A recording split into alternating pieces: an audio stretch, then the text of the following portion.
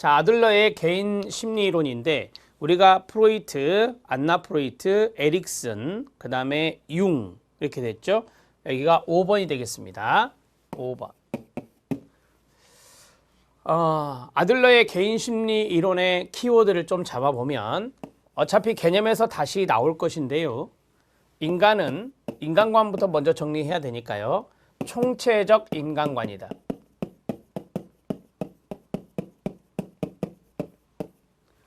자, 성격은 일부분만 보는 것이 아니라 성격은 전체를 봐야 된다. 그래서 총체적 인간관의 첫 번째, 성격은 통합적.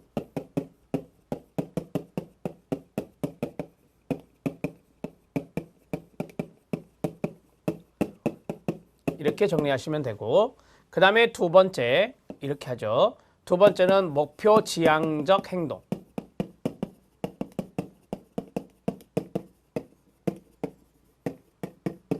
인간의 행동은 목표하는 바가 있다라고 하는 겁니다.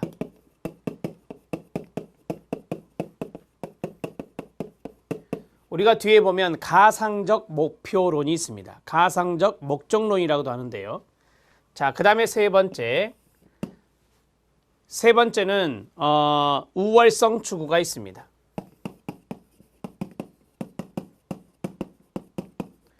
여기서 중요한 것은 인간의 우월성 추구는 선천적이라고 하는 것입니다. 열등감 극복, 즉 우월성 추구는 후천적이 아니라 바로 선천적이다. 이런 것들이 바로 인본주의적 관점과 연관성이 있는 것입니다. 자, 이제 인간관에 대해서 간단히 봤고, 두 번째는 인본주의적 현상학적 관점을 수용했다. 이거를 잘 알아놓으시고, 인본주의적 현상학적 관점을 수용했다는 점은 바로 주관적인 자각, 주관적인 경험, 주관적인 접근, 이런 것들을 강조했다는 측면. 그 다음에 우월성 추구가 바로 선천적이라고 하는 선천적인 우월성 추구, 이런 것들과 연관성이 있는 것이다. 이렇게 정리하시면 되겠습니다. 이제 그 다음에 나와 있는 단어들이 있었잖아요. 뭐 사회적 관심, 생활 양식, 그 다음에 출생서열, 이것들은 이제 뒤에 개념에 나오니까 그때 정리하면 될 것 같습니다. 자, 아들러의 개인 심리론, 제가 앞에 발달 단계, 인간 발달 단계를 제시하지 않았다라고 말씀드렸죠. 인간 발달 단계에 제시하지 않음. 자, 이렇게 정리하고 이제 주요 개념을 보면 됩니다.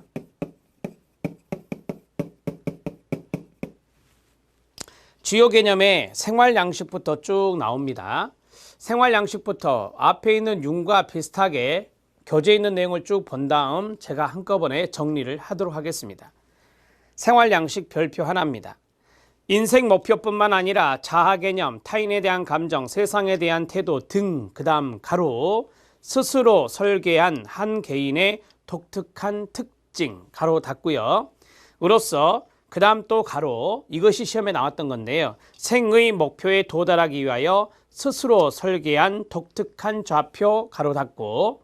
자, 머릿속에 넣어요. 좌표라는 단어 나오면 생활 양식입니다. 라이프 스타일. 그 다음에 2번. 거기 밑에 세 번째 줄에 보면 유형으로는 네 가지가 있습니다. 기생형, 지배형, 회피형, 사회적 유형령 네 가지가 있는데 사회적 유형령이 가장 바람직한 생활 양식이라 합니다. 열등감과 무력감을 극복하고 우월성을 향해 노력하며 개인에게 의미를 주는 삶의 목표를 추구해 나가면서 자신만의 독특한 생활 양식이 발달해지고요. 만들어지는 것입니다. 3번입니다. 3번 별표. 생활 양식은 5세 이전에 형성된다라고 합니다. 일생을 통해 시작 유지되는 경향이 있습니다. 유지의 동그라미 별표. 즉 개인의 생활 양식은 열등감과 이를 보상하려는 노력에 의해서 형성되는 것인데요. 자, 열등감과 이를 보상하려는 노력을 통해서 형성되는 게 생활양식이다. 4세에서 5세경에 그 틀이 형성되어 그 후에는 거의 변하지 않는다. 무슨 말이죠? 네, 유지된다 그 말입니다.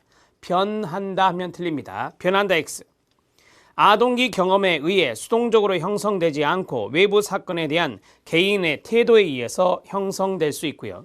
종류는 지배형, 기생형, 회피형, 사회적 유형형, 가장 바람직한 형이 바로 이거라 했습니다. 자, 밑에 실력 따지기에 보면 아들러의 개인심리이론에서의 생활양식 유형이 쭉쭉쭉 4가지가 보입니다. 이 시험에 출제가 최근에도 된 적이 있으니까 잘 봐놓으시는 게 좋습니다. 생활양식은 개인의 성격을 움직이는 체계적 원리입니다. 부분에 명령을 내리는 전체적 역할을 하고요. 그리고 한 개인의 독특성의 동그라미, 독특성, 즉 삶의 목적, 자아개념, 가치, 태도 등을 포함하는 것으로 삶의 목적을 달성하는 독특한 방법들이랍니다. 아들러는 사회적 관심과 활동 수준, 사회적 관심의 동그라미 1, 활동 수준의 동그라미 2, 여기에 따른 생활 양식을 4가지, 즉 지배형, 기생형, 사회적 유용형, 그 다음에 회피형으로 설명하였습니다. 지배형, 기생형, 회피형은 바람직하지 않은 유형입니다. 사회적 관심이 부족한 것들입니다. 활동 수준에는 다소 차이가 있고요. 사회적 유형형은 이 활동 수준이라든지 사회적 관심이 모두 다 높은 건데요. 사회적 유형형은 바람직한 유형으로서 사회적 관심과 아울러 활동 수준도 높습니다. 아들러는 이러한 생활 유형은 가정에서 어린 시절에 부모의 영향하에 주로 형성된다라고 합니다. 그래서 생활 양식은 4세에서 5세경에 부모의 영향으로 많이 형성된다라고 보시면 되겠습니다. 지배형입니다. 부모가 지배하고 통제하는 독재형 동그라미며 독재형으로 자녀를 양육할 때 나타나는 생활 양식이라 말할 수 있습니다. 우리 사회는 오랫동안 유교의 영향으로 가부장적 가족 문화가 형성되어 있었죠. 아직도 아버지가 가정에서 힘을 행사하는 경우가 많은 편입니다. 부모가 막무가내로 힘을 통해 자녀를 지배하고 통제할 때 이 자녀의 생활 양식도 지배형으로 형성될 수 있습니다. 기생형입니다. 기생형의 동의어는 획득형이라 하는데요. 의존성이 주 특징입니다. 기생형의 주요한 생활 양식의 특징은 의존성이다. 의존성의 동그라미. 이러한 생활 양식은 부모가 자식 사랑이란 미명 아래 자녀를 지나치게 과잉보호 동그라미, 과잉보호하여 독립심을 길러주지 못할 때 생기는 생활 태도, 생활 양식이 됩니다. 사랑하는 자녀가 원하는 것을 무엇이든 들어줄 때 자녀는 기생형의 생활 양식을 배운다는 것을 부모는 명심히 할 필요가 있습니다. 새가 껍질을 깨고 나오는 아픔을 겪고 태어나 어미 새에게 하늘을 나는 것을 배우고 많은 시련을 통해 터득하는 것처럼 부모는 자녀가 스스로 어떤 일을 할 수 있도록 조력해야 합니다. 이렇게 해야 기생형의 생활 양식이 되지 않습니다. 자본주의 사회에서 부모의 재산을 보고 빈둥대는 많은 사람들이 기생형의 사례가 될 수 있습니다. 회피형입니다. 회피형은 소극적인 힌트입니다. 소극적의 동그라미요. 회피형의 생활 양식을 가진 사람은 매사에 소극적이고 부정적인 특징이 있습니다. 부정적도 동그라미요. 이러한 생활 양식을 가진 사람은 자신감이 없기 때문에 적극적으로 직면하는 것을 피합니다. 회피형의 사람은 한번 시도하지도 않고 불평만 하기 때문에 사회적 관심이 떨어져 고립되게 됩니다. 부모가 자녀 교육을 할 때 자녀의 길을 꺾어버리는 것이 이러한 회피형 생활 양식을 갖게 할 수 있습니다. 길을 살려주는 자녀 교육이 필요합니다. 부모로서 사회적 관심을 갖고 매사에 적극적으로 참여하는 태도를 자녀에게 보여주는 것이 필요합니다. 자, 바람직한 유형 하나 남았습니다. 사회적 유형령입니다. 사회적 유형령의 생활 양식은 앞에서 말씀드린 대로 높은 사회적 관심과 높은 활동을 가지고 있습니다. 아들러 이론에서 이 유형의 사람은 성숙합니다. 긍정적이고 건강한 사람의 표본이 됩니다. 이들은 사회적 관심이 많아서 자신과 타인의 욕구를 동시에 충족시키는 한편 인생 과업을 완수하기 위해 기꺼이 다른 사람들과 협동합니다. 이들은 또 사회 문제를 해결하기 위해서는 협동, 개인적인 용기, 타인의 안녕에 공헌하려는 의지가 필수적임을 인식하고 있습니다. 사회적 유형령이었습니다. 자, 지금까지 하나의 개념을 봤습니다. 바로 생활 양식입니다. 자, 그 다음에 2번 열등감과 보상입니다. 열등감의 별표입니다. 열등감은 부정적인 단어입니다. 하지만 아들러는 긍정적인 동기로 보았습니다. 개인이 잘 적응하지 못하거나 해결할 수 없는 문제에 직면했을 때 생기는 게 열등감입니다. 2번 별표. 모든 인간으로 하여금 끊어요. 무엇인가를 추구할 수 있게 하는 동기입니다. 따라서 긍정적인 인자입니다. 긍정적 인자라고 써주시고요. 열등감은 누구에게나 있고 인간이 성숙해지고 자신의 잠재력을 실현하는데 필요한 것이라고 아들러는 봤습니다. 아들러는 열등감 컴플렉스의 세 가지 원천을 봤는데요. 신체적인 측면에서, 심리적인 측면에서, 사회적인 측면에서 세 가지를 이야기했다 합니다. 첫 번째, 즉 생활 양식을 왜곡할 수 있는 것으로 신체적으로 병약하거나 동그라미 1, 허약한 아동이죠. 응석바지가 있습니다. 동그라미 2. 자, 응석바지는 이제 심리적으로 많이 의존성을 보이는 이러한 것들이 여기에 들어갈 수 있고요. 거부당하는 아동입니다. 관계적인 측면에서 대인관계 측면이죠. 그러면 사회적인 측면이 되겠습니다. 이러한 측면에서 거부당한 아동 이런 것들을 제시했다고 합니다. 참고하셔도 됩니다. 열등감 컴플렉스였습니다. 그 다음에 보상입니다. 보상은 열등감에 머물러 있지 않고 열등감을 극복하기 위한 보상, 이게 필요해요. 그걸로 인해서 우리가 우월성을 추구해 나갈 수 있기 때문에 잠재력을 발휘하도록 끊어요. 인간을 자극하는 건전한 반응입니다. 여기까지가 개념이거든요. 거기 가로 딱 묶어주시고요. 즉 열등감에서 우월감을 갖도록 어떤 것을 유발하는 건전한 반응이 되겠습니다. 사회적 관심입니다. 사회적 관심이 높다. 그러면 좋은 말이죠. 사회적 관심은 첫 번째, 1번이 중요합니다. 별표. 각 개인이 이상적인 공동사의 목표를 달성하고자 할 때, 그 다음 가로, 사회에 공헌하려는 성향입니다. 가로 닫고요. 가족관계와 경험에서 발달하고 어머니가 가장 큰 영향을 미친다라고 합니다. 네 번째, 자아의 창조적 힘입니다. 이걸 창조적 자아라고도 합니다. 인간은 선천적으로 자아의 창조적 힘을 가지고 있다. 즉 인본주의 관점을 가지고 있다라고 보시면 되는데 자아의 창조적 힘은 끊어요. 생의 의미를 제공하는 원리로 작용합니다. 그러면서 풍요롭게 만들고 자신의 인생 목표와 이를 추구하는 방법을 결정하고 사회적 관심 발달에 영향을 주는 게 바로 자아의 창조적 힘, 창조적 자아가 됩니다. 바로 밑에 창조적 자기 또는 창조적 자아를 보겠습니다. 개인 심리학을 대표하는 개념입니다. 인간은 유전과 환경, 경험이라는 원료를 이용해 독창적인 자기를 만들어내는 능력이 있음을 의미하는 것입니다. 독창적인 자기를 만들어낸다. 만드는 것을 우리가 창조라고 하죠. 근데 그것도 독창적으로 만드는 거예요. 그래서 창조적 자기라고 하는 겁니다. 인간은 스스로 인생 목표와 목표 추구 방법을 결정하고 사회적 관심을 발달시킨다고 봅니다. 제가 앞에서 주관적인 지각, 주관적인 경험, 주관적인 접근 이런 걸 말했죠. 이 아들러의 이론에 보면 스스로라는 말이 많이 나옵니다. 스스로, 주관적인 겁니다. 다섯 번째, 우월성 추구, 우월을 향한 노력을 보겠습니다. 우월성 추구 노력 이렇게 생각하면 돼요. 열등감을 보상하려는 욕구에서 출발합니다. 열등감을 보상하려는 욕구에서 우월성을 추구하게 되는 거고 인간 생활의 궁극적인 목적은 우월하게 되는 겁니다. 교만이 아닙니다. 교만이 아니라 열등감을 극복해서 우월해지는 것이죠. 1번 별표. 가상적 목표론의 1번도 별표입니다. 같이 읽어주세요. 시작. 개인의 행동을 이끄는 마음속의 중심 목표입니다. 자, 여기 보시면 목표하는 바가 있다. 행동이 이렇게 돼 있었죠. 인간 행동은 목표하는 바가 있다. 여기서 가상적 목표라는 게 등장할 겁니다. 라고 말씀을 드렸는데요. 개인의 행동을 이끄는 마음속의 중심 목표. 이 정도 알면 가상적 목표론의 문제는 풀 수 있습니다. 자, 가상적 목표는 미래에 실제 할 것이라기보다는 끊어요. 주관적으로 또는 정신적으로 현재 행동에 영향을 주는 이상으로서 끊어요. 지금 여기에 존재하며 어떤 상황에서 개인이 추구하는 안전한 상태의 자기상을 말합니다. 지금 여기에 박스 쳐주시기 바랍니다. 지금 여기를 강조하는 것도 바로 현상학 이론, 인본주의라고 말할 수 있습니다.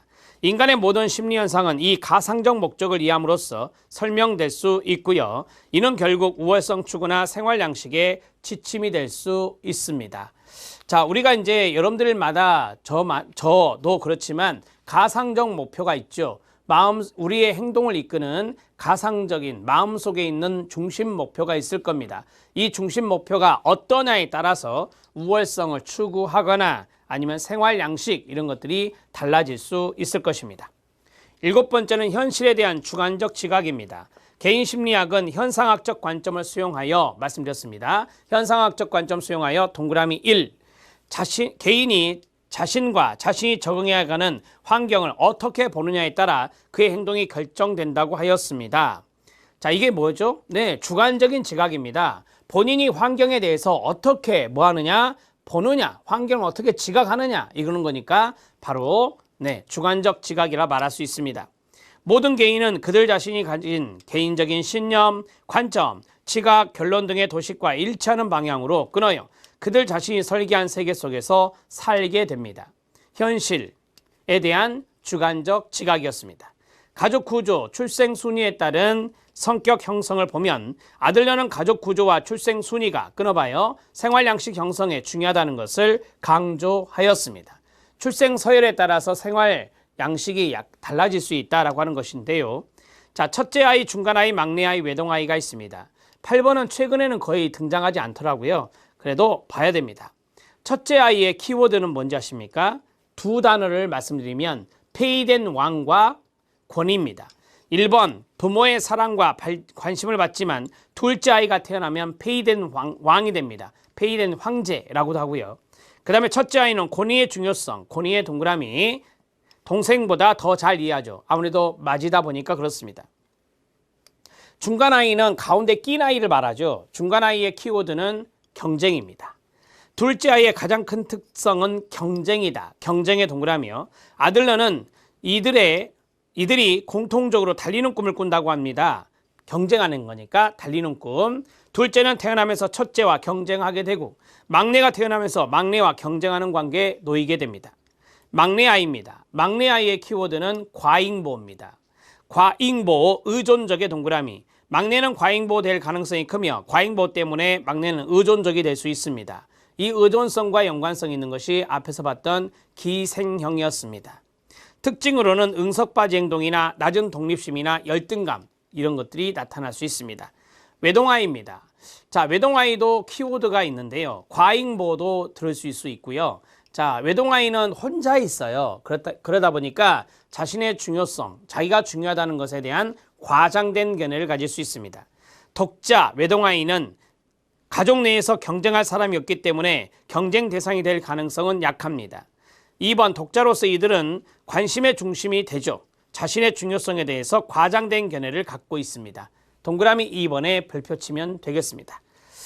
자, 여기까지 해서 아들러의 이론에 대해서 쭉 살펴보았습니다. 개념을 간단히 판서하고 수업을 마무리하죠. 자, 주요 개념이 있는데 이 주요 개념에서 첫 번째 생활 양식을 잡아야 되겠죠. 자, 생활 양식, 그 다음에 사회적 관심,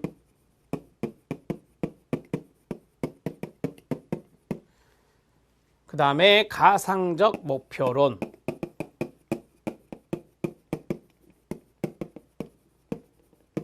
그 다음 우선 4가지 하고 나머지는 제가 그림으로 설명을 하려고 하거든요. 현실에 대한 주관적 지각,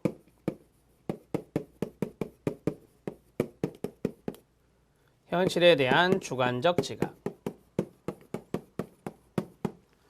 자, 생활 양식은 우리 시험에 나왔던 것으로 하죠. 생의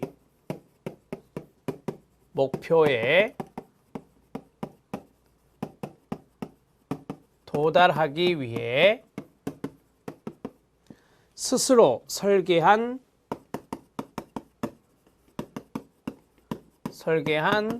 독특한 좌표입니다. 좌표 나오면 생활 양식을 찍으시면 됩니다. 생활 양식은 사람마다 차이가 있습니다. 그래서 우리가 독특성, 독특한 것이라고 말할 수 있습니다. 생활 양식에 독특성이 있다라고 하는 것을 정리하시면 되고요. 여기에서 하나, 둘, 셋, 4가지가 있다. 첫 번째, 지배형이 있다.